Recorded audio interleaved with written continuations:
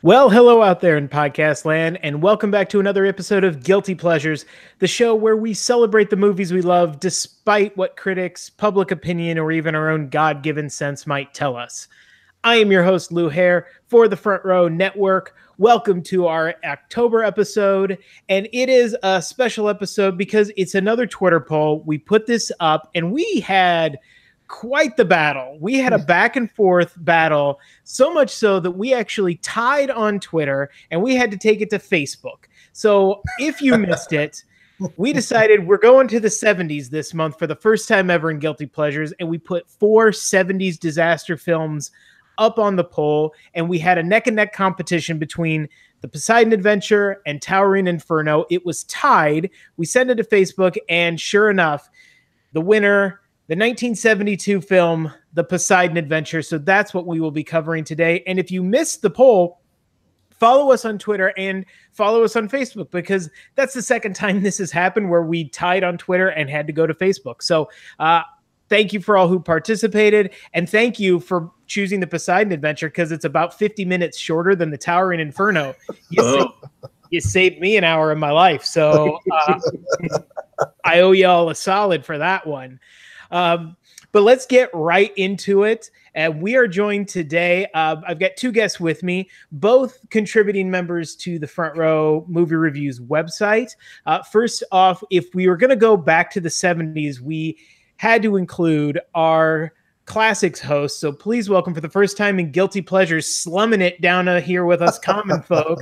Please welcome Brandon Davis. How's it going, Brandon? Oh, great, Lou. Last time you and I talked, we were talking about another big movie from 72, but a little different, The Godfather. Yeah, it's funny how that works out, because that was the #1 movie of the year, and this is #2. I guess we're like 3 steps away now from covering Deliverance at some point, which kind of scares me, but... Well, hey, Burt Reynolds just passed. So. R.I.P. I'd rather do Smokey and the Bandit 2, but that's just a personal taste. Now that's a guilty pleasure. That is a totally guilty pleasure. But joining us also for this adventure, for this episode, another contributor. You heard him last month on our Dishes series on Searching for Bobby Fischer, and he's now joining us in Guilty Pleasure Worlds. Please welcome Phil Rockwell. How you doing, Phil? I am doing well. Thanks for having me back. The last one wasn't a complete disaster, so I got around too. I'm happy about it. No, well, I'll tell you what is a disaster, and that's this movie. This is a movie about a disaster. So let's get right into it.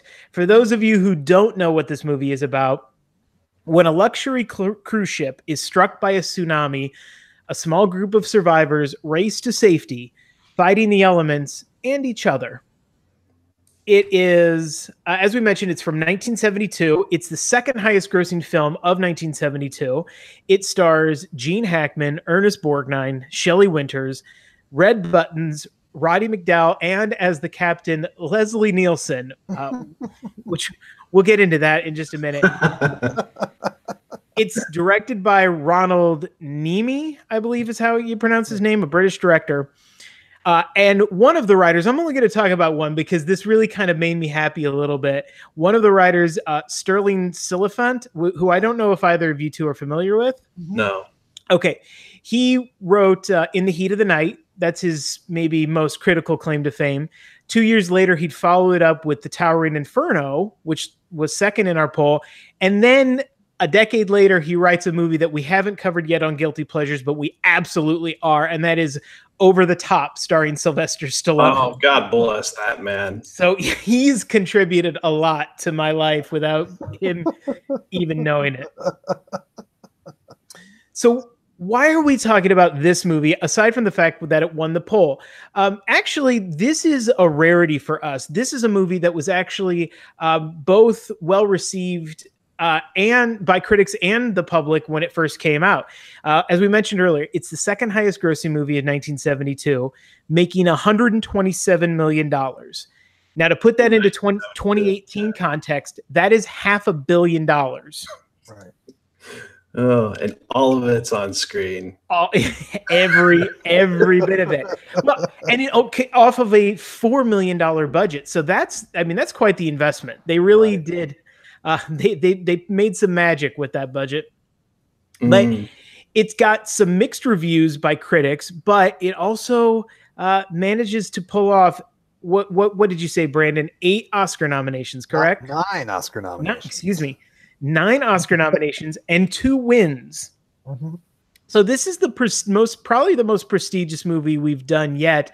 So how did we get on Guilty Pleasures? Well, I think we're going to get into it, but I think a lot of it has to do with the fact that some of the concepts or some of the execution of this film has not aged particularly well. But it's actually also has the notion of being considered one of the greatest bad movies ever made, which is ironic for a movie that was so well received when it first came out. So I think this is one of those instances where public opinion has shifted as time has gone on this movie. So well, I want to turn to my opinion has completely flipped over on itself since I saw it when I was a child. Okay, well, let's start there then, because I hadn't seen this movie till this, so I'd love to hear your take when you first saw it versus when you saw it now, Phil. Honestly, what I remember about it was when I was 12, the summer of would have been 92. This was one of the movies that when Encore, the pay channel, came out. This along with Predator, World According to Garp, I remember, but the Poseidon Adventure was one of the films that was in heavy rotation. And when you're consuming films on a pay channel, especially back in the day, you don't watch a film from start to finish. You're channel surfing and you end up, oh, it's the swimming scene, it's this scene. So I honestly don't know if I've seen it all the way through until I watched it this most recent time. And what I would really like to know is I'd really like to know, when I was watching as a 12-year-old, was I just completely oblivious to some of the weird stuff that is featured in this movie, or did I just never see it? Yeah. I don't remember I have a feeling if I had started watching this movie at the start, I'd have been checked out about the time, probably before the party even hits. It surely seems to take its time getting to the good stuff. And actually, pacing for me in this movie, this movie was a slog. It felt like this movie went on forever. And it seemed like the director made a choice to almost make the film in real time, or seem like in real time. And all that did for me was the scenes just dragged on and on and on. Like, once the Christmas tree was up, it had to have been 30 minutes before they had actually gotten all up the Christmas tree and actually moved forward with their plan. I was stunned by how how much this film dragged in so many instances. Okay, Brandon, how about you? Had you seen this before? I'm assuming that you had, as our classics guy. Yeah, I first saw this movie when I was 12, actually. And, that's the age for Poseidon. And I told you before we went on, it parts of it terrified me. It stayed with me for days after I saw it when I was 12. When you look at it again as an adult, you're like, okay, that was a really well executed suspenseful action scene, followed by another scene that has the campiest 70s dialogue that you could possibly imagine. So it's such an uneven viewing, because I think you've got the producer of this movie, Irwin Allen, who is taking care of all the big spectacle, and then you have Ronald Neame, who is this British director who I think is trying to create very intimate scenes, and in this kind of movie they just don't work. No, they do not. Yeah, and Unbalanced is perfect because the film itself is unbalanced. The camera tilts back and forth to try to get you seasick.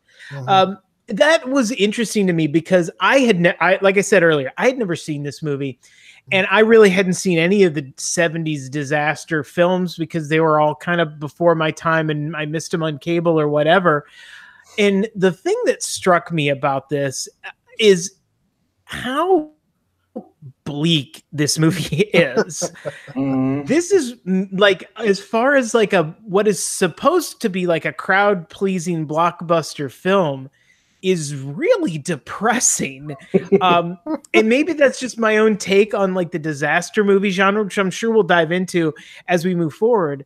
But it, to me, was really interesting to see a pre-Jaws blockbuster, because you can really see how, you know, they were trying to make something that was going to make money, but they still kind of, what you said, Brandon, is they wanted to give like some art to it. Like they were still kind of had the, like, because it's the early 70s, they're coming up, you know, the film school generation's coming up, and you've got The Godfather, and you were a couple years past The Graduate and Bonnie and Clyde and all of like these kind of grittier movies. And so I think they wanted to make like a gritty movie that was also an action piece, and it is such a weird combination of styles. Well, I think what you have, though, is you have somebody who is trying to make a very old, at the time in the 70s, a very old-fashioned all-star spectacle, and the very early gritty 70s. So it's kind of it's kind of a miracle that it was a hit, because it's very anachronistic.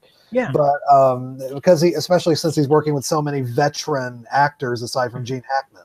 So it's such an and that's why the disaster genre is so interesting, because it capitalized on older actors doing these action scenes, and so it's very, very interesting. But we'll get into that. So. Yeah, when you look at the contemporary films in this genre, it's all kind of the same template, like a hodgepodge of famous actors and a backdrop of, you know, just disaster around them. It's whether it's a burning building or a sinking ship. And actually, Roger Ebert, one of the pull quotes I found from him from his review about the Poseidon Adventure, he was lukewarm on the film. He gives it 2.5 stars, but it says right here, "This is a wonderful formula. I love it. The Poseidon Adventure is the kind of movie you know is going to be awful, and yet somehow you got to see it, right?" God bless Roger Ebert. Right. And that's great, because I mean, it's certainly like it was hard to not like, it's hard to disconnect from the movie. I would say once it gets going, I agree with what you said, Phil. It's a slow, like Donna, my you know, beleaguered wife had to watch this with me, and she, you know, was checking her phone, you know, thinking, oh, I'm not going to check in with this. And then once the tsunami hits, now she's kind of sucked into it against her better judgment. And I do think it has that going for it. But let's get into, we mentioned the cast, so maybe let's just start off with there, because I think that's one of the things that at least, you know, was fun for me to watch, was to see all of these different people. So I'll start with you, Phil. If there's one person in particular that really stood out to you, or good, bad, or indifferent, who would it be? Well, I'm going to cheat. I read a quote from, I can't remember if it was the producer or the director, but he expressed that if he had it to do all over again, he might have reined Hackman and Borgnine in a little bit. Because they were so just like John Lovett's SNL acting. Oh my God, they were fired up at all. Yeah, Ernie Borgnine, and I'm calling him Ernie for the rest of this episode because he deserves it in this movie. Because I feel like he comes in hot. He is like he is at a 9.5, 10, like from Jump Street. And he stays there. Yeah. No, like even spoiler, even when he loses his that was his wife. It was his wife. When he loses his wife at the end, he starts screaming at Hackman. He's not dealing with quiet, reflective grief. It's vengeance, and you did this to me. And by the end, when especially Borgnine has been at that level the whole time, it just gets tiresome. It's like there's no nuance at all. It's I am at peak volume at all times. You only listen to that for so long before you're just like, God help me, just like modulate a little bit, bro. Just take it down a tad. Yeah, just a little bit. Yeah, yeah. 70s acting techniques had not permeated yet. We hadn't quite gotten to the real, subtextual approach that we, or at least Ernie didn't get the memo yet. No, absolutely not. How about you, Brandon? Anything about Ernest Borgnine before because I think there's a lot to unpack with him first. I mean, well, first of all, you've got 5 Oscar winners in this movie, and so 5 people who know how to act. Oh, and sure. Yet, all of these people are very good, capable actors, but for some reason, you put them in this genre. I mean, it's the same thing in Towering Inferno, if you ever get around to it, with the exception of you're right. But you have people who know how to act, who they get put in this sort of disaster situation, and they ham it up like no other. But yeah, Borgnine. And the same thing with Stella Stevens, who plays his wife. They're on the same. I mean, they're constantly screaming at each other from the very first scene in their hotel room. When she is, seasick and naked as well. Yeah, she's sitting there like sick, and I'm like, did like she get sick on her clothes? Is that why she's naked? Like she's just. There's a bed sheet and nothing else. And I think they're really just trying to push the fact that she's a former prostitute. I think that's what they're trying to do. Which, well, yeah, we'll get around to who these characters actually are. Sure. Yeah. We will circle back to that definitely. But yeah, there's just moments where I realize that these characters are in dire situations, but like, the scene where they're going up that little upside down ramp and they're pulling everybody up with the bungee. The swordfish scene. Yeah, and the water starts coming in, and you got Stella Stevens just screaming at Carol Lindley to shut up. I love that. Oh, it's so funny. And it's not like what I mean. Obviously, what's really funny about that scene is it's not like it's a steep climb. Like they're not dealing with a vertical situation. It's a gentle ramp. Aside from the needs to be hauled up with a fire hose. Aside from the elderly couple, everybody else should have been able to get up that. Oh yeah.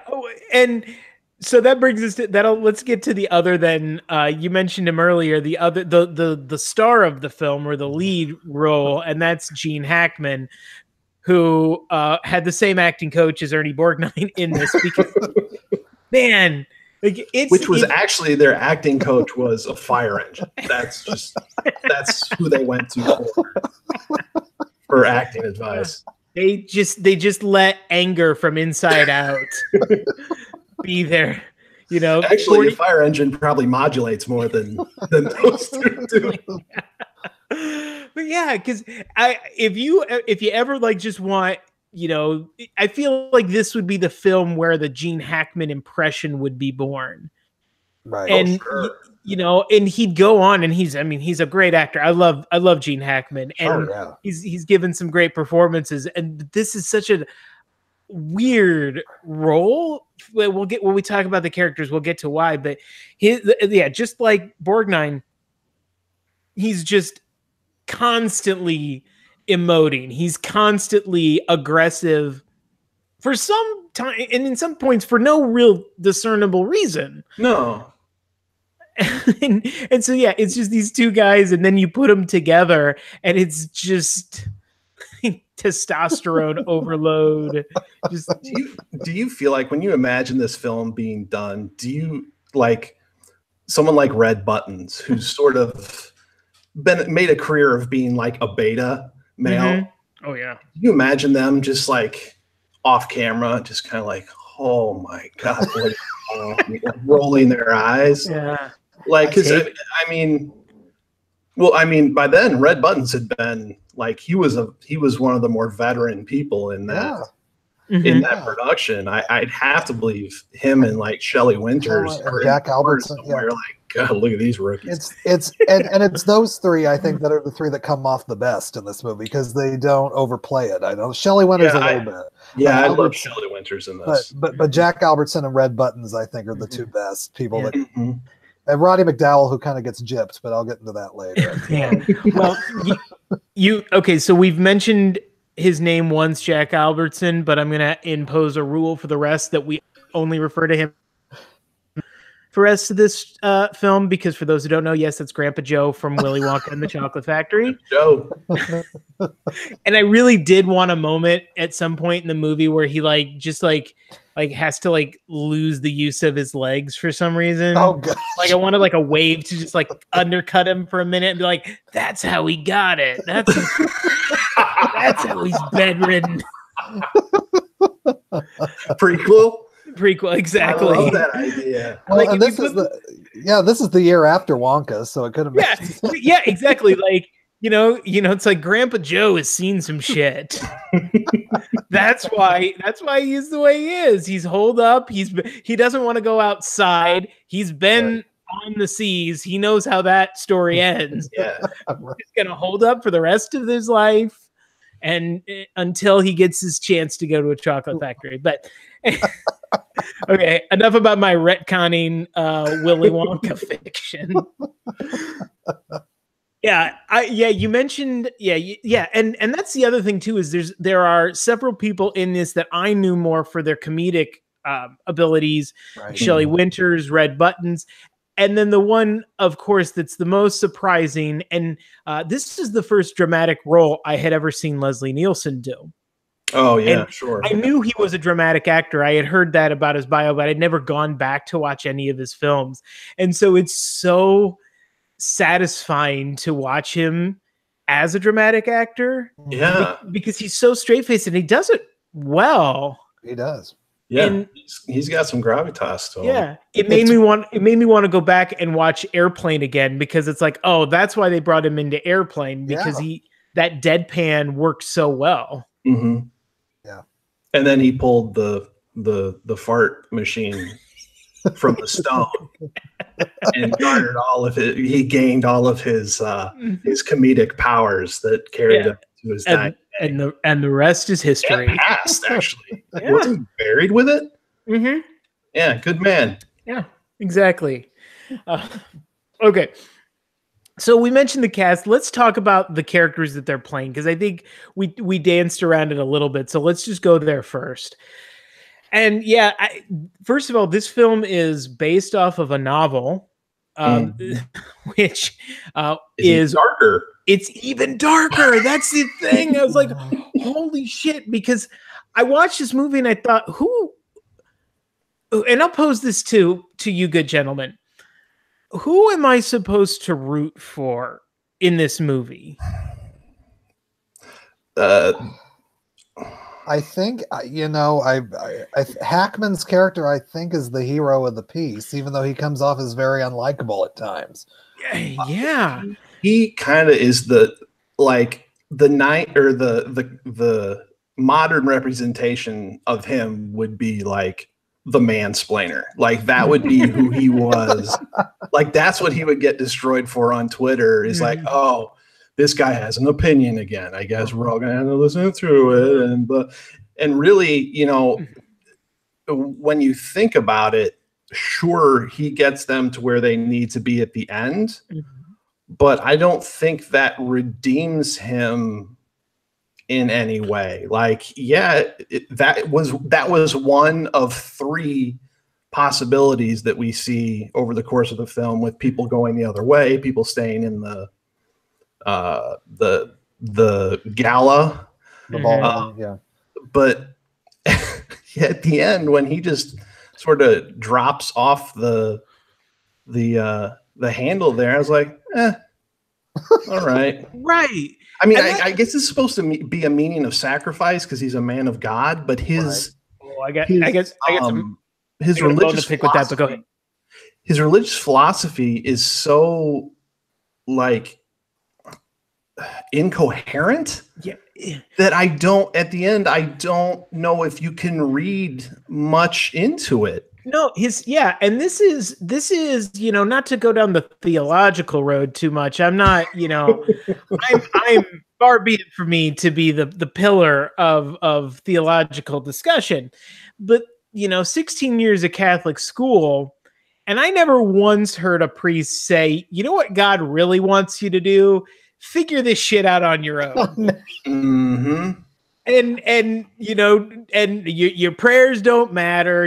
He doesn't want God's just like, leave me the hell alone. It's almost like a Donald Trump school of Christianity, because there's one point where he says God wants winners. Right. God wants people like to try. And what I thought was amazing is you have Hackman when people are deciding, do we go down the ship to find an exit point, or do we stay here and wait to be rescued? He has this conversation with his peer, this other preacher or priest, and he asks, like, what did you think about my sermon? And the guy says,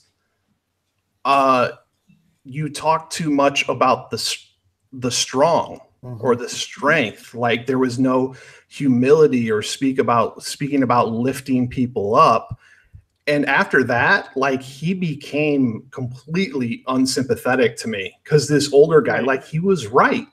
All you did was talk about, you know, essentially you're ignoring the downtrodden, those less fortunate. You're saying buck up, you know, and just God wants winners. And I found it a really unappealing testament to that character. Yeah, and what I thought was even weirder, because I just assumed that they were making him like that so that by the end of the film he would have some sort of come to Jesus moment, if you would. Yeah. You know, some literal like moment of discovery or redemption. But no, the last thing he does is he curses God, he yells at him, and like, and then drops into the abyss. So you would think that the moment when Shelley Winters basically sacrifices herself to save him, that would be his turning point. Yeah. Nothing. Right. Sacrifice is kind of a big thing of Christianity. I don't know if people have caught on to that, but that's kind of the hook. Right. And yeah, it never really pays off. Watching it now as an adult, I'm like, gee, I'd follow Ernie Borgnine before I would follow Hackman. Right, because at least Ernest Borgnine, he's the cop, right? Yeah. He's supposed to be now, and he's supposed to be the, you know, he would at least maybe know like emergency procedures, or at the very least some sort of medical training. Although his judgment is suspect, and I'm going to we'll circle back to him in a moment. Because the one thing before we let go of Hackman's character, you mentioned earlier, Phil, that he would not survive 2018 Twitter, not just because of his mansplaining, but I was put off by how handsy he is too. Does anybody is all over Pamela Sue Martin in this movie? Like, he's like hugging her, and the young girl, touching. Like, Pamela Sue Martin was on Dynasty. And did a few other things in the 70s and 80s. But yeah, he's always touching her face and hugging her. And it's like, it skeeved me out. I'm not gonna lie. And they have, there's this shot of her like fawning over Gene Hackman during the party that I don't know how we're supposed to interpret that, considering the rest of the film scenes indicate that she views him as more of a caretaker, like someone she trusts to get her and her brother from point A to point B. But that was not a look of, a father figure. That was a completely different look. And it did not fit with where that character and where that relationship went throughout the rest of the film. So I'm not sure exactly what the point of that shot was. That scene that they have together alone, when she runs off to go see where he's gone off to, when Borgnine's taking the other group the other way, is very uncomfortable to watch. I don't know, because it's playing I mean, he's not playing it as this patriarchal fatherly figure. It's this romantic scene between, I don't know how old Pamela Sue Martin was when she made this, but she was not of age, I don't think. I believe she was 19 when this is filmed. Okay, but the character she's playing, I don't believe is that. No. They don't. Yeah, they don't. Yeah, they definitely. Yeah. I mean, they're made to believe that she's like a teenager, right, at that point. Yeah, and then the other thing with Hackman's character is on the Christmas tree sequence. Oh, okay. Does it qualify as a sequence? Like, if this were a miniseries, that would have been an entire 2-hour episode of a miniseries. Yeah. So for those of you who haven't seen it, at one point there, this takes place on New Year's Eve, and a tsunami hits, and the boat essentially turns over. And so one of the things that they have to do is, now they're all like on the ceiling, and they have to get to the floor, and there's this Christmas tree because, like any reasonable human being, they don't put their Christmas decorations away till after New Year's. No. So bully for them. But they're climbing up this metal Christmas tree to get to the doorway, and Hackman tells Pamela Sue Martin, "Oh, you can't wear your dress; it'll get caught in the tree." Oh yeah, and take off your dress. He goes to Ernie Borgnine's wife and says, Stella Stevens, and says, "Oh, nope, your dress is going to get caught. You need to take that off." He goes to Shelley Winters and goes, "Yeah, you're good." Yeah. And he gets handsy with her, pushing her up the tree. And then he still manages to, cop a feel on Shelley Winters. No one escaped his paws in the course of this film. Everyone got a little handsy from Gene Hackman. Yeah, from the Reverend Scott. Yes. Oh, yeah.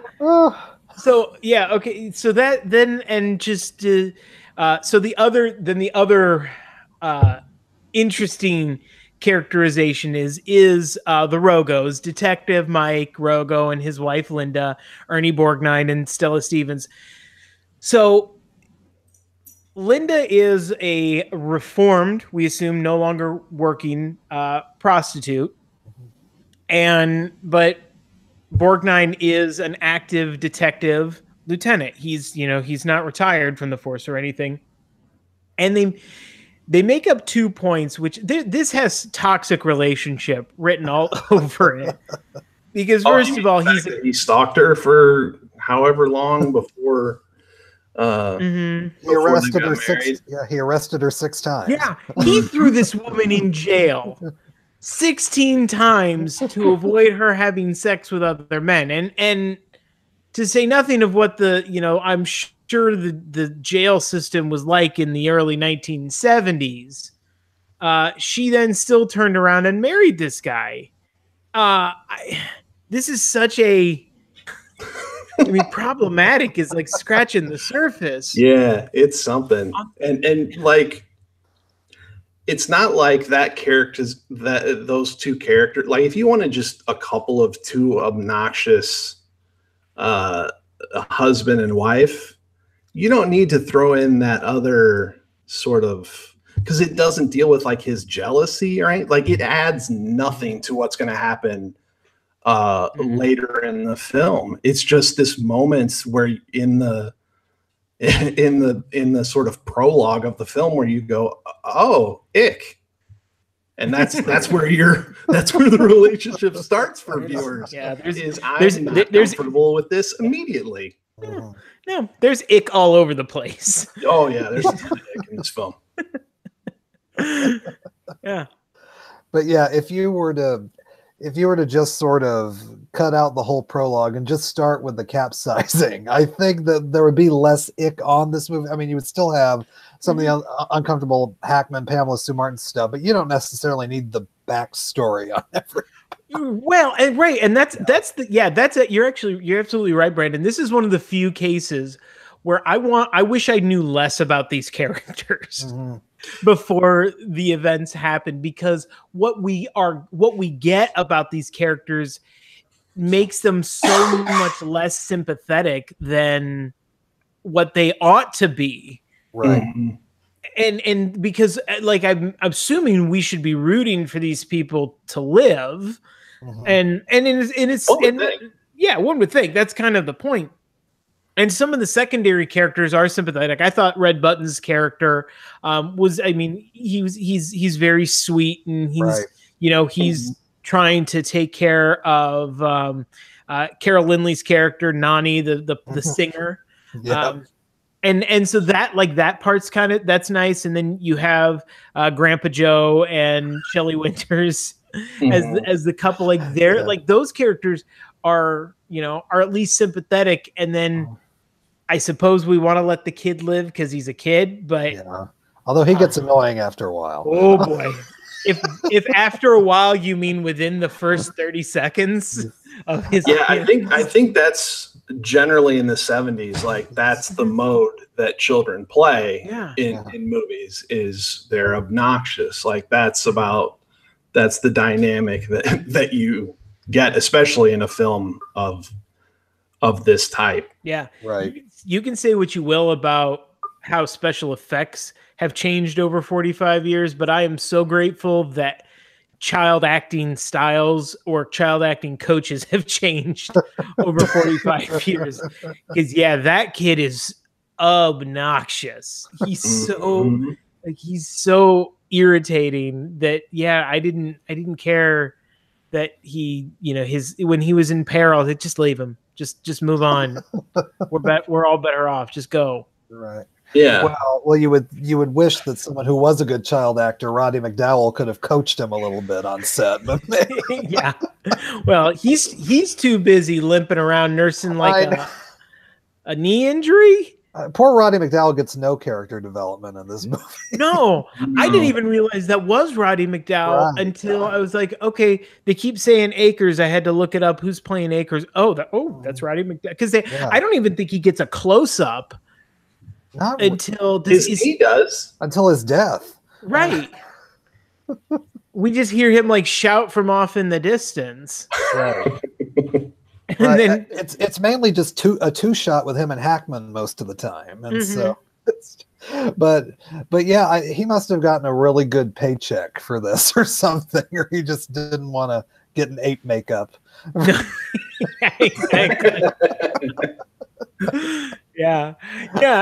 And that was the funny thing, is I was kind of like, oh, Roddy McDowall's better than this, and then I was like, is he? No, this is kind of his wheelhouse. This is kind. I mean, he's great. He's at this point it was probably, but right. Yeah.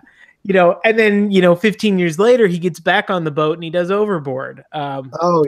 Yeah, which you can find in our archives, Guilty Pleasures on iTunes. But he's there for like a minute, and I think that's the weird thing, is that the more likable characters are the ones we spend the least amount of time with. But it is a credit to them, especially Shelley Winters and Grandpa Joe, that their relationship, which is kind of underwritten,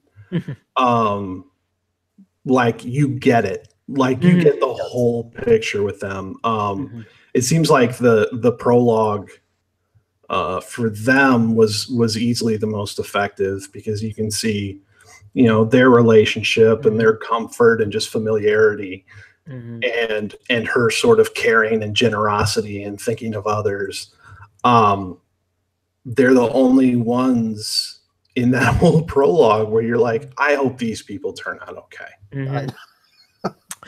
Spoiler alert, they don't. No. Yeah. Clarify that. Right. Well, and that gets me back to what I talked about with the bleakness of this movie, in that the characters that you do like, or the moments that you like of happiness that you get, you don't get a lot. They're immediately undercut. Right. Because Shelley Winters, first of all, poor Shelley Winters, or her character, because she famously gained 35 pounds for this role, and And you're wondering, well, why would she gain that? And that's because it's written into the script that her character's supposed to be overweight because she just gets fat shamed for like pretty much the whole movie. Which really, any screenwriter, or she doesn't have to be overweight. Like, just age can play in as much as, you can use age as the fact that she can't swim underneath, or no one believes she can swim underneath this. Right. Well, I mean, that's another thing. Modern perspective, the whole fat shaming thing is it's a little tired, and it's unnecessary in this film. Yeah. Right. 100%. Because then she gets her moment to be the hero. And you're like, oh, this is such a great heroic moment. And then boom, immediately she has a fucking heart attack. Yeah. She's like, are you like that? That's the other part. Is like, this movie does not want you to be happy for a minute. This movie like is anti-happy. Yeah. And I will say, the moment that Jack Albertson has when he realizes, Grandpa Joe has, when he realizes that Shelley Winters has died, is so much more better played than Ernest Borgnine. It's a very quiet. It's real grief playing out. It's not screaming. Mm-hmm. Yeah. It's a great lesson in actor choices. Yes. Your wife has died. How are you going to play it? Two roads to go down, folks. Silence or screaming.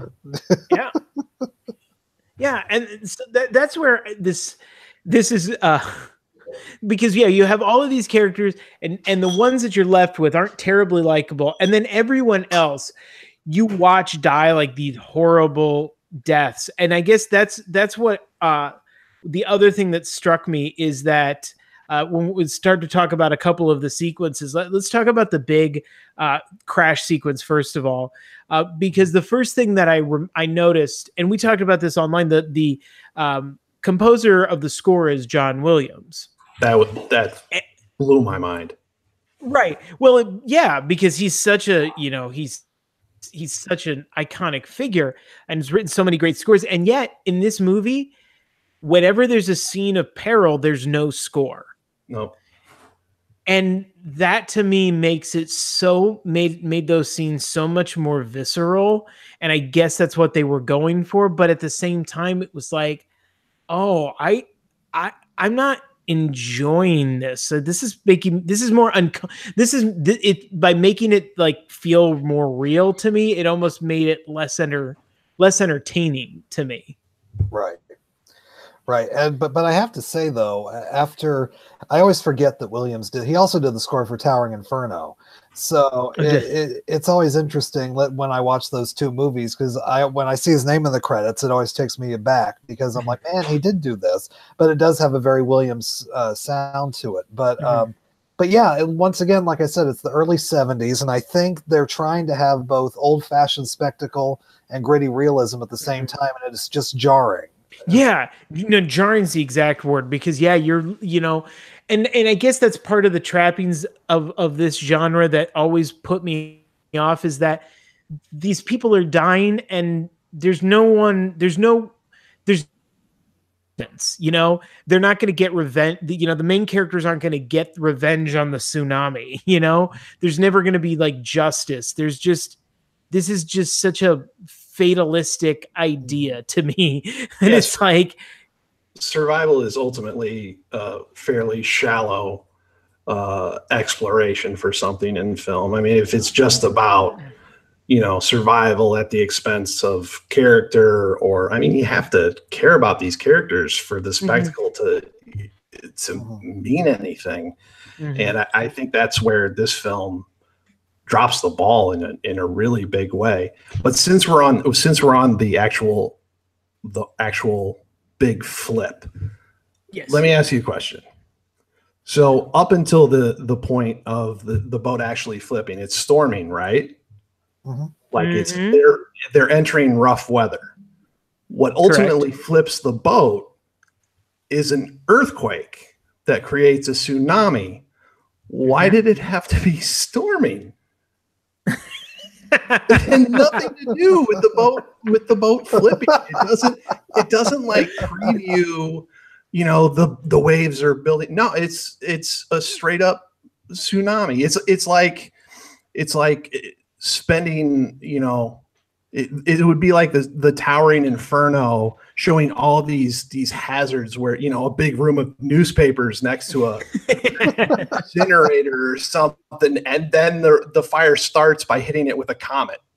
Like it doesn't, it's completely outside the point. And I found that a really weird, I'm like, oh, these things are completely unrelated. And yet, the storm is this big to do when it all first starts.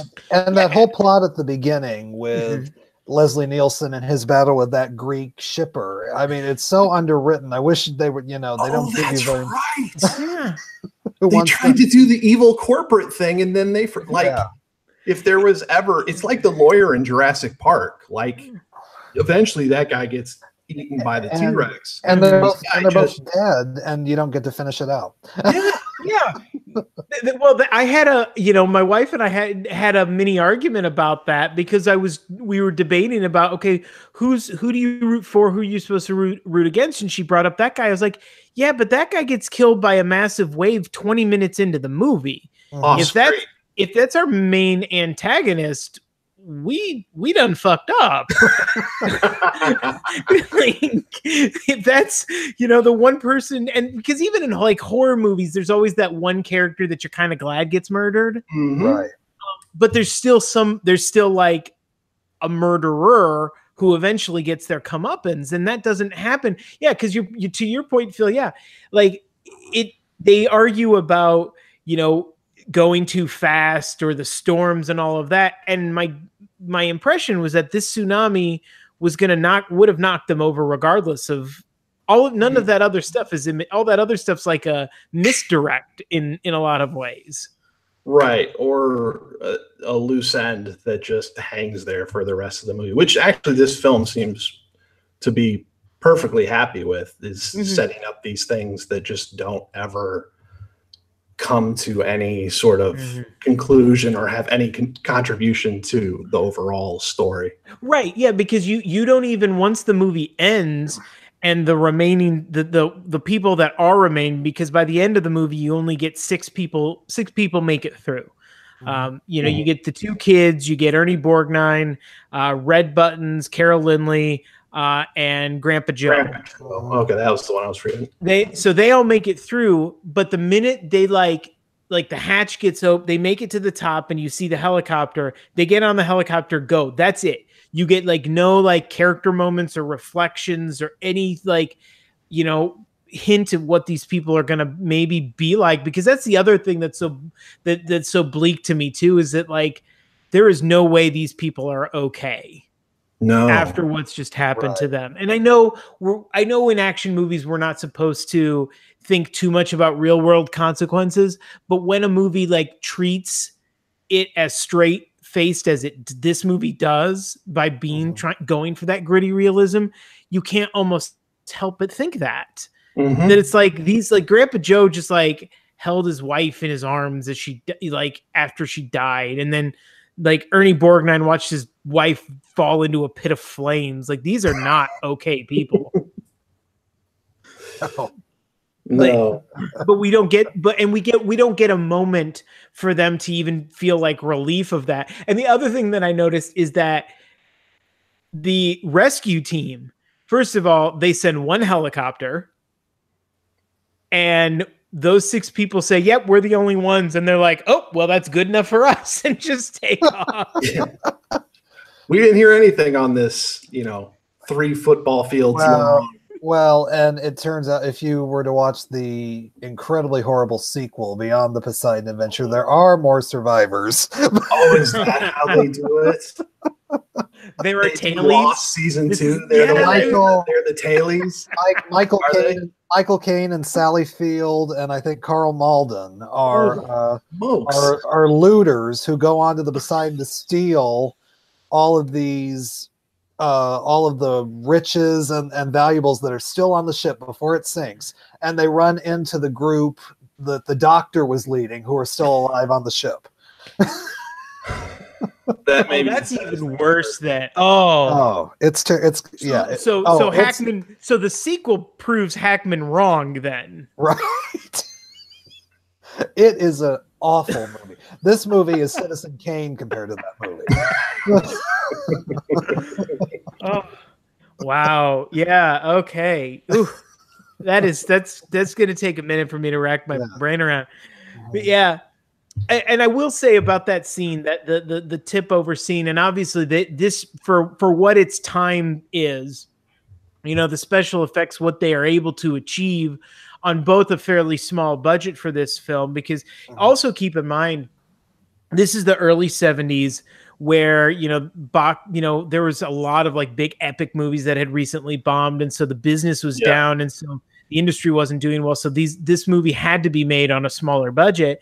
So they do a lot with that. But one of the things that that is like to try to show what's going on, they show a lot of people just kind of sliding past camera. Yeah, if someone had like ADR'd the sound wee over most of that stuff, you'd have been like, wow, so they're having a great time. I want delightful. I want a cut of that to yakety sax.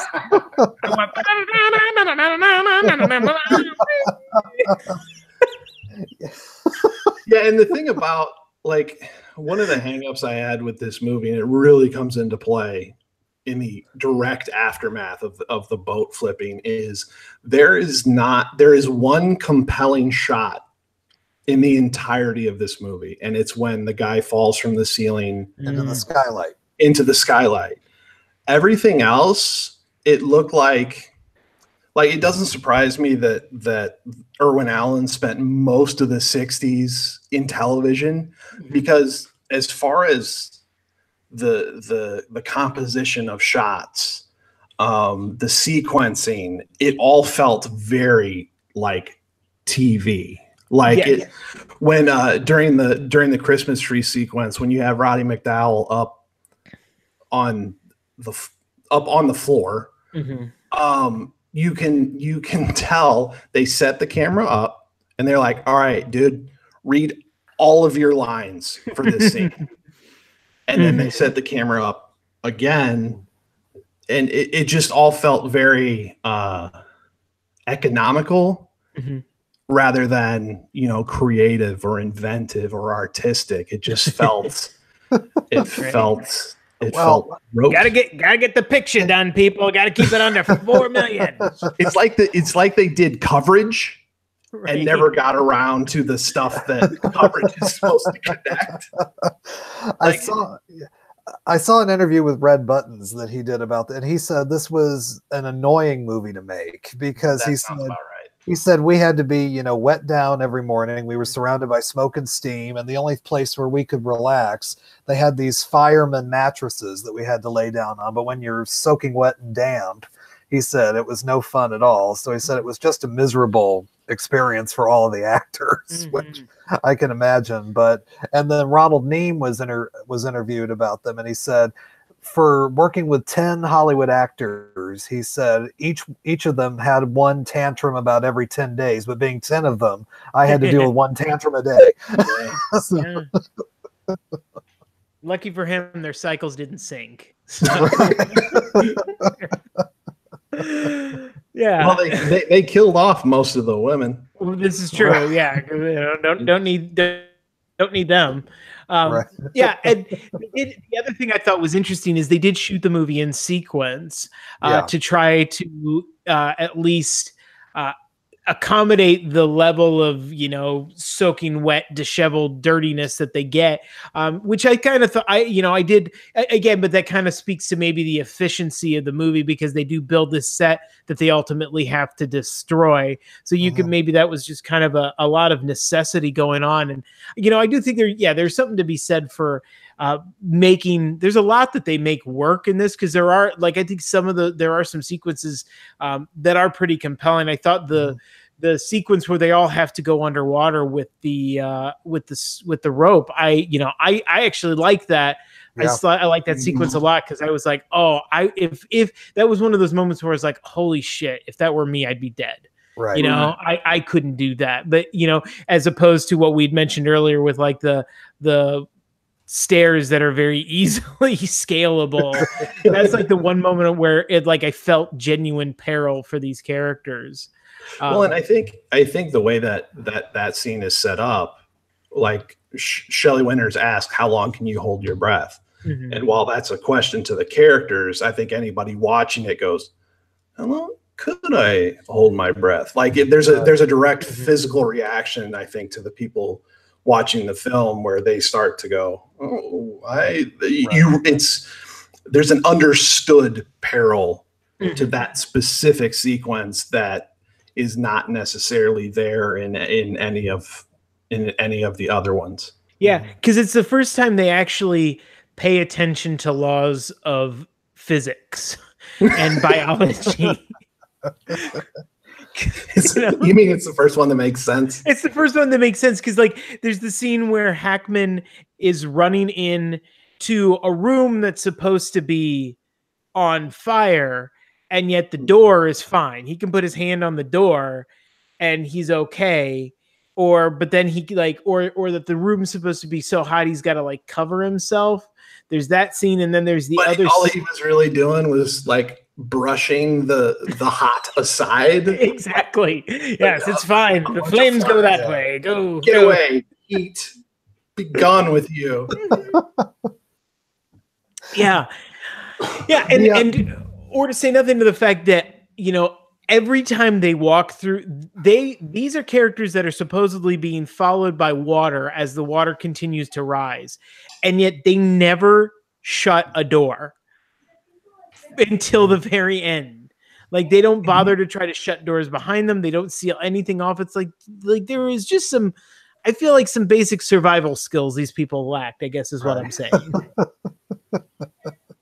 Right. Yeah, especially when they seem to know quite a bit, and that would seem to be a fairly fundamental, you know, close the door behind you might be a good idea, but yeah, it only happens in that one last sequence. Yeah. Okay. So before we get, are there any other scenes or moments that you guys want to hit before I move on to something else? I just want to say that Harold E. Stein, the cinematographer, got nominated for an Academy Award for this film, and it's the most upsetting thing I've ever even gotten. Academy Awards. And like, correct me if I'm wrong. Made this big budget movie look like a bad 80s miniseries. Correct me if I'm wrong, Phil, but you did you purchase this on Blu-ray for this? I did. And how was the transfer? Was it it's not bad looking considering its age. It's a shame that they didn't compose their images to be more compelling on the Blu-ray format. I will say that the lighting design in this movie is, I think, pretty good because with the ceiling being on the ground, all the lights are shining up on them, so they're all being underlit, and it gives a very sort of ominous look to all of them as they go through. And with all the fire, it gives it kind of this, you know, fiery glow through the whole thing. So that's well done. But you know, the capsizing scene, like we talked about, there's some laughable stuff in that scene, but the actual scene where the water actually comes in and Hackman finally has to shut the door on all the other people in the room, that's very suspenseful and tense, I think. Especially when you hear all the people's screams as he's shutting the door. Yeah. But other than that, I also, the scene where Roddy McDowell dies, that whole sequence where they're climbing that big ladder, though.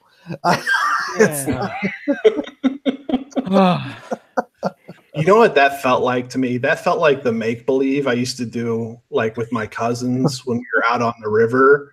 Like it's like, okay, it's my turn to fall off into the water. Like there's something just sort of and actually the way they employed explosions, like in this film, like it was very, you know, the reverse of Deus Ex Machina. It's like, we need to off somebody, or, you know, we need to raise the stakes here. Oh, I know, we'll have a random explosion at the bottom of the boat and someone will fall off of something high. Yeah. With the same shot of the boat exploding every time. Sure. It's just, we'll just use Sure, we that won't one. put it in like another area of the boat. No, it's just the same area, just keeps blowing up. Yeah, It's like, yeah. yeah. And those deaths are so nonchalant in this movie. Like every time somebody dies, they brush it off real quick. Well, yeah. Hackman brushes it off and makes everybody else sort of. Yeah. Everyone else wants to take a moment, and then he's got to keep going. Nope. Just put a blanket on them and keep moving. I forgot about the jacket. Once you put a jacket on, people forget there's a dead body there. Like you do to a horse. Right. You put a blanket over them, and nothing's there. It's right. What? Where is it? Where? What? These people are way too comfortable with dead bodies way too quickly. Okay. Any other character moments or scenes or anything that before we move on to I got a couple of some trivia we can talk about. Yeah, I just the relationship between Red Button's character and Nani, I just think is really interesting because I'm like, how do these two people bond in the way that they do? Mm-hmm. But what's interesting is in the early part of the movie, you get the sense that Roddy McDowall's character has a crush on her, but that's never played on in the rest of the movie, and it's all her and Red Buttons from then on.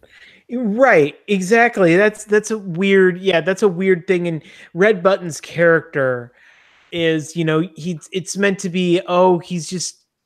I feel that they were trying to imply something with Red Buttons' character that maybe they couldn't come out and say in 1972. It wasn't a Hays Code. Yeah, it's Bruce Hays. He's just. But yes, I I see what you're saying.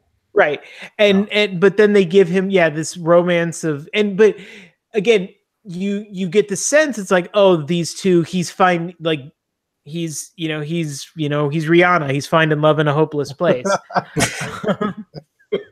But they don't pay. That doesn't pay off at all because they get off. I was about to say they get off together, but they get rescued together. There you go. And that's the last character moment of the movie. It's them hugging on the bottom of the ship. Right. And I guess that's supposed to imply that they're together, that they've, made it through this thing together and maybe they'll stay together. I don't know. That's just but it's a weird dynamic. It's made even weirder by the fact that Red Buttons and Carol Lindley did not get along on set. Apparently they did not care for one another.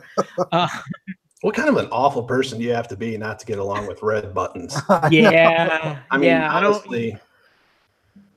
Yeah, I gotta agree with you there. The dude is like whimsy personified, and you've somehow developed a distaste for that. I should note that yesterday I watched Pete's Dragon, and he and Shelley Winters are both in there. Red Buttons and Shelley Winters are both in that movie, and it is a testament to both of them that I adore both of them in both of these films. Yes. They're both give tremendously different yet equally well played roles in both of those films. And they both show up later on together in the 1985 live action Alice in Wonderland with Roddy McDowall as well, which was done by Irwin Allen. Which is okay, yeah. And that movie's a trip. We should. Oh, we got to talk about Nightmare Fuel. We'll go with Jabberwocky. Good Lord, that's one for another day. That is. But so that was a couple of things. So I want to just cover some quick trivia. So we mentioned at the beginning here that this was based off a novel that is way even darker than this movie. We complained about the characters in this movie. The novel, the characters are even less likable. At one point, Linda Rogo, the wife of the detective, seduces Reverend Scott. Susan, Pamela Sue Martin's character, gets raped after the boat capsizes. Wow. So and the little kid dies on the toilet. And the little kid dies. Yes. He pulls the Elvis. It's so odd that this movie was darker. And so I guess you know, for as dark as this movie is, it could have been worse, folks. But yeah. A couple of other things we'd mentioned earlier. This movie gets 2 Oscar wins. It wins a non-competitive award for its special effects, and it wins Best Song for The Morning After, which is the song that Nani sings like 8 bars of in the first 20 minutes. So speaking of Nani, like her and the mustachioed fella, yes, her brother. Do they say that that's her brother? Yeah, I think. Yes. Okay. I blacked out, and like I did not really. I thought there was some sort of like relationship there. No, I don't think so. So when I found out it was like sister brother, that threw me for a loop. So that's actually good news, right? I mean, I was like, this is a weird kind of relationship. Yeah. And then, of course, this movie later on, you mentioned the sequel, Brandon, but this movie also gets rebooted in 2006. There's a remake featuring pretty interesting cast. Right. We got Kurt Russell, Richard Dreyfuss, Emmy Rossum, Freddie Rodriguez, Kevin Dillon. It's a pretty eclectic group there. It doesn't do well. No. It kind of does the inverse of this movie, where it made like $28 million off of like $160 million budget. Was it Wolfgang Peterson? Yes, it was. Yes. And ultimately, but it does make its money back because it does very well internationally. So it does have that going on for it. Couple of other casting notes, because these are always fun for me. The role of Reverend Scott that was played by Gene Hackman was originally offered to George C. Scott. Oh, that would have been a totally different movie. Yeah. Like him and Ernie Borgnine just, screaming at each other. My God. Out grizzling one another. Yeah, if you put Scott and Borgnine in the same film with that kind of like lack of temperature control, they would have blotted out the sun. But how uncomfortable would the Pamela Sue Martin scene have been? Oh no. Yeah. And then the Burt Lancaster was also offered that role. I can see that. Yeah, he claims he turned it down. And then the role of James Martin that went to Red Buttons was originally supposed to go to Gene Wilder, but he had to turn it down due to scheduling issues, apparently. So I think that would have been a very interesting. Right. Yeah, I'd love to be very interested to see Gene Wilder in that kind of a role, or in that kind of a movie. That doesn't seem like his wheelhouse. No, it doesn't. But Gene Wilder's movie debut was in Bonnie and Clyde, and so it's always a little, it's jarring to see him in something like that as well. So it'd be interesting. But that is a quirky character, so he probably could have pulled it off. Right. All right. So does anybody have and before we go to the guilt meter, any final thoughts on this movie? Brandon, let's start with you. Yeah, I just think, and we've talked about it some, but I think the whole disaster genre just lends itself to guilty pleasures, because I think we all kind of like to put ourselves in that situation. What would we do? Like you were mentioning with Shelley Winters saying, how long can you hold your breath? It's kind of like that Walter Mitty syndrome. If you're put in this extraordinary situation, are you going to rise above it or not? And I think that's why we come to these movies, those of us that are gluttons for that kind of thinking. Right. But yeah, it's but watching it again, though, I see why it was such a hit, and this is one of those movies, and it has a big cult following. I know that there are certain places that do screenings of it where, like Rocky Horror, where people just sit and quote the dialogue, and that makes a whole lot of sense. So it's one of those movies that sort of has developed into a cult following, but it has its moments, and it's got really, really good people in it. And I think they sort of, when they want to, can transcend the bad material. Mm-hmm. Yeah. Right. Yeah, it's interesting that you say that about disaster movies. To this day, the best experience I've ever had in a movie theater was Independence Day. Mm-hmm. That crowd was like so jazzed that whatever issues there were in that film, Mm-hmm.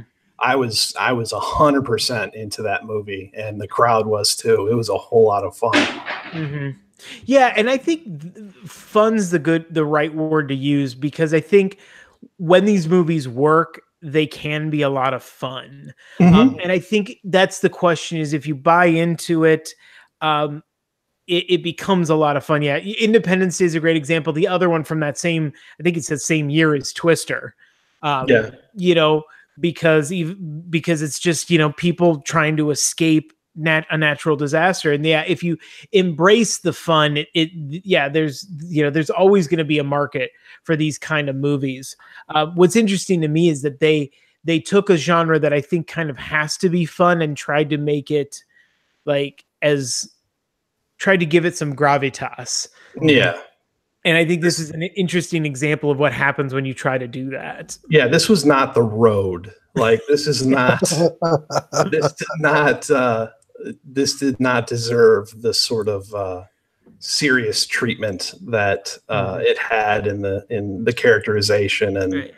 and the plot. Yeah, it could have used more flying cows. Everything could use more flying cows. Yeah. The Godfather. Michael goes to Sicily. There's a flying cow behind me. Gosh. Anyway. All right. So let's take it to our guilt meter on Guilty Pleasures on a scale of 1 to 5 shame spirals. 1 being you love this movie, you want other people to see it, you'll host the next screening of it. 5 being you either really don't like this movie, or if you do like it, you would never recommend it to anybody, or just watch it alone in the dark by yourself. Where does the Poseidon Adventure fall on the guilt meter? Let's start with Brandon.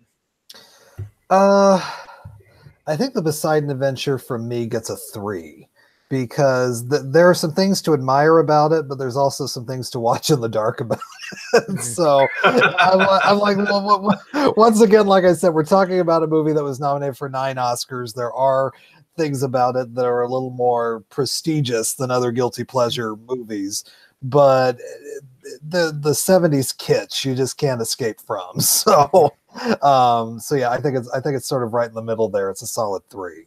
All right, how about you, Phil? I am a hardcore 5 on this film. Wow.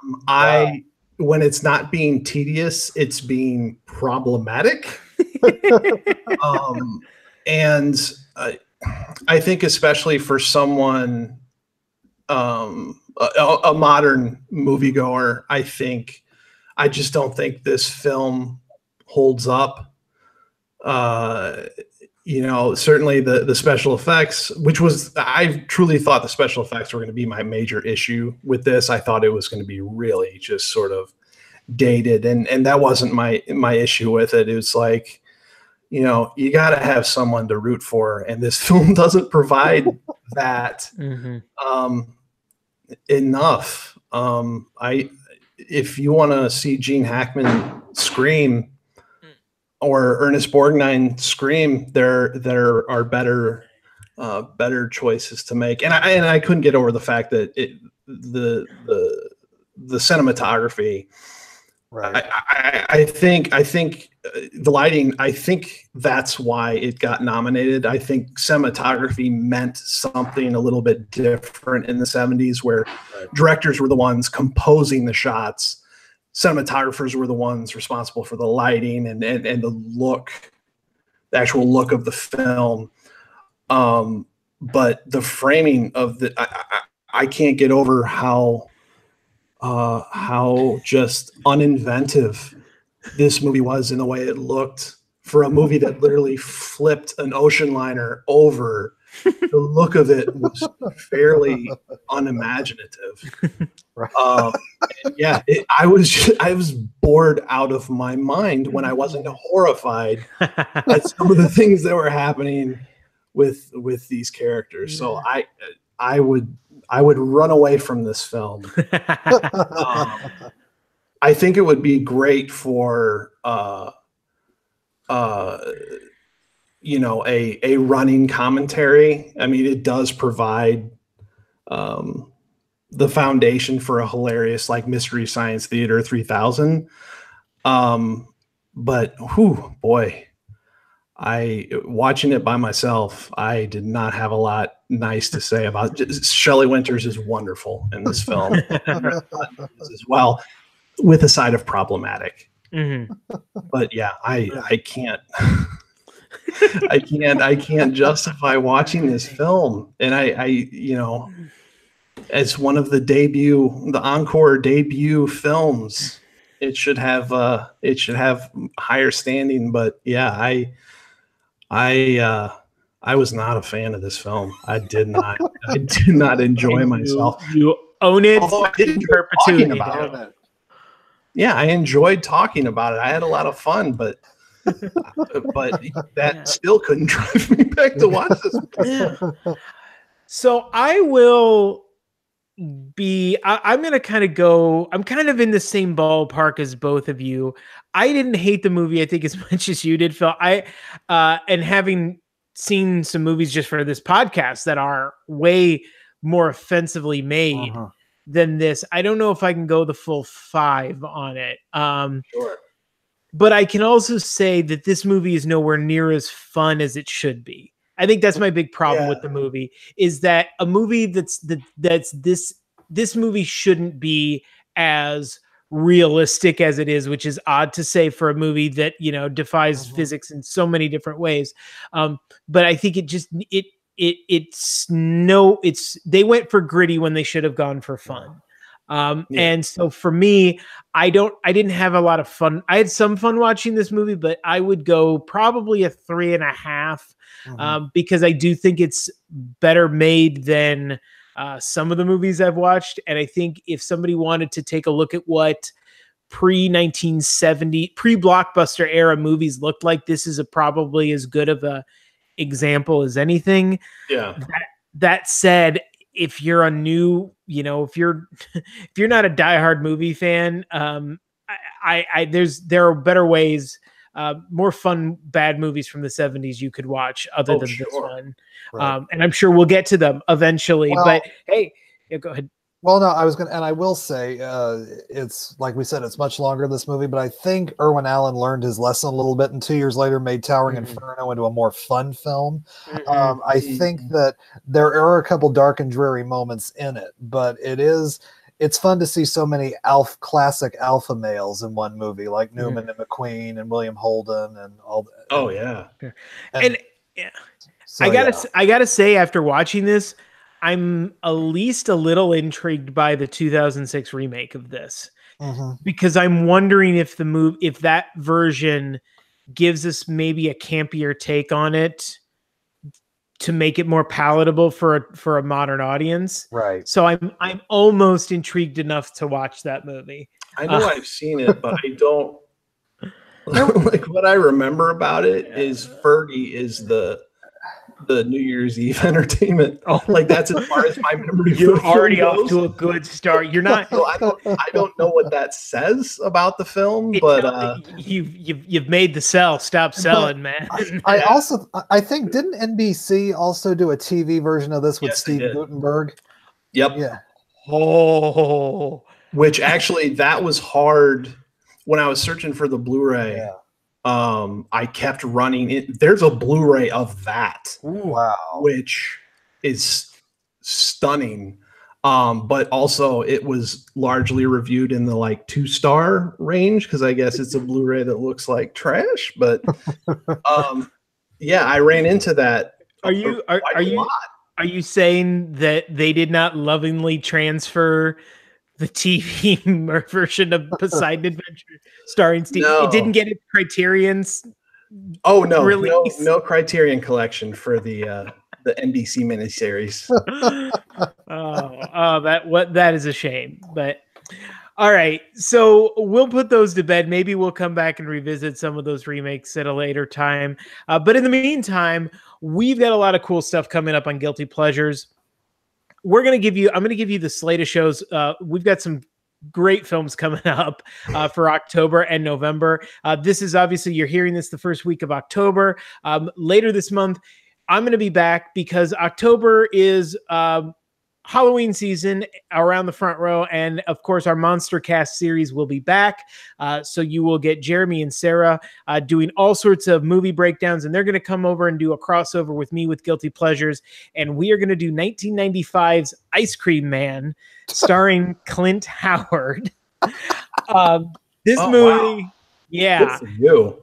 This is on YouTube right now. You can watch it for free. So watch it, then come back and check the movie out. This is actually our first listener requested movie, because as I mentioned on our last podcast, if you rate and review the show on iTunes and you write a review and you request a movie in the review, we will do it on Guilty Pleasures. So we're putting our money where our mouth is. We got a request to do Ice Cream Man. We're going to do Ice Cream Man. So that's coming up later in November. I know one young man who's about to review this podcast with the request for Venom.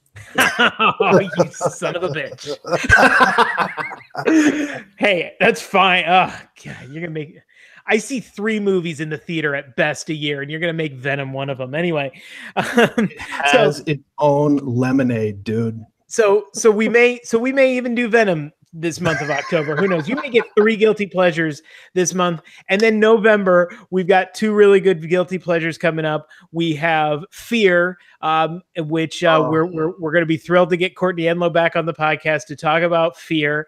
I should note that she has mentioned Fear on at least 3 podcasts in the past 2 weeks. Yeah, so she is not jumping on a bandwagon. She is a Fear aficionado from way back. I cannot wait. It's going to be great. And then also, because Creed 2 is coming out, we're going to look at the last time that we saw Ivan Drago on the big screen, and we're going to do Rocky 4.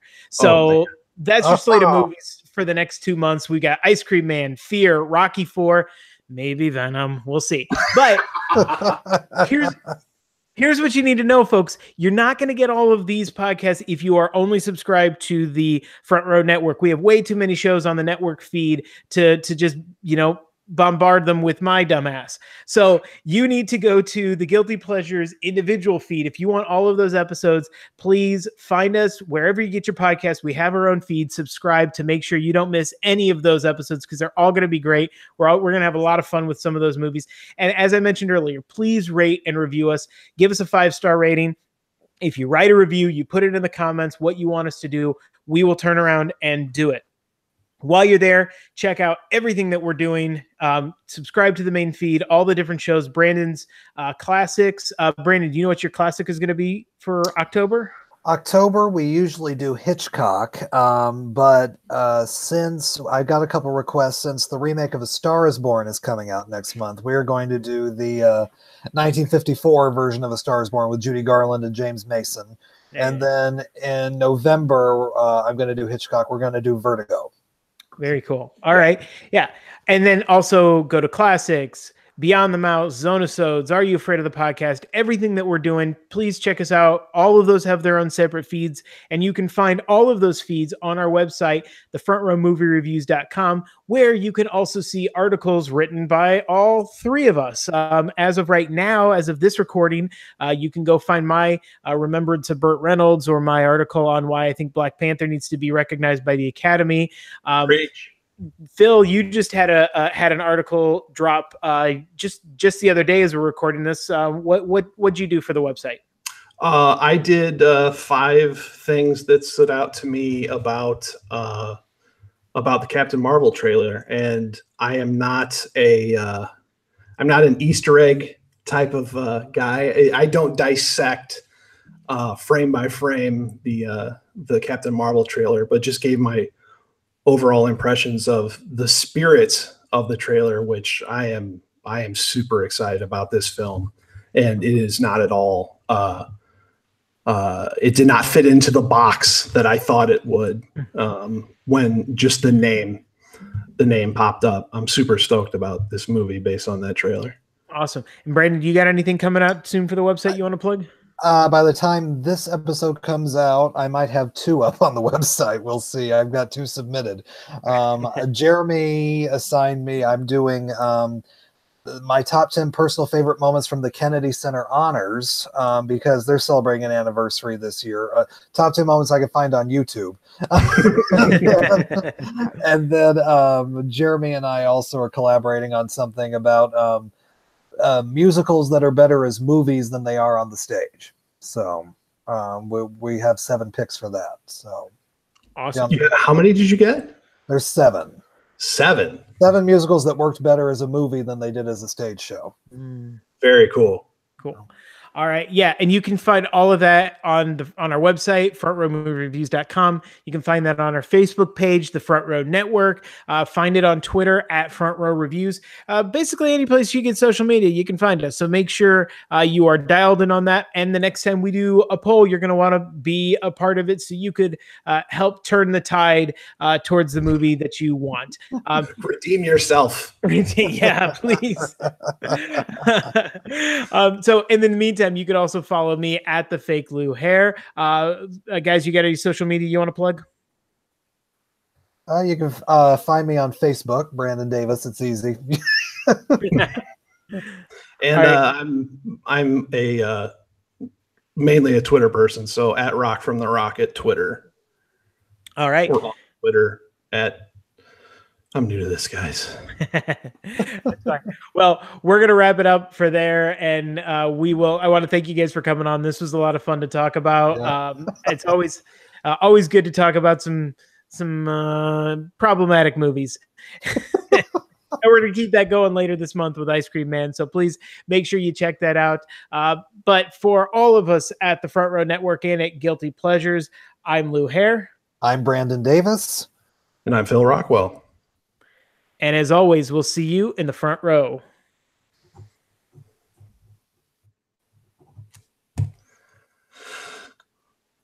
Has there ever been a 5? I've never given a 5 when we did Super Mario Brothers. My guest Kyle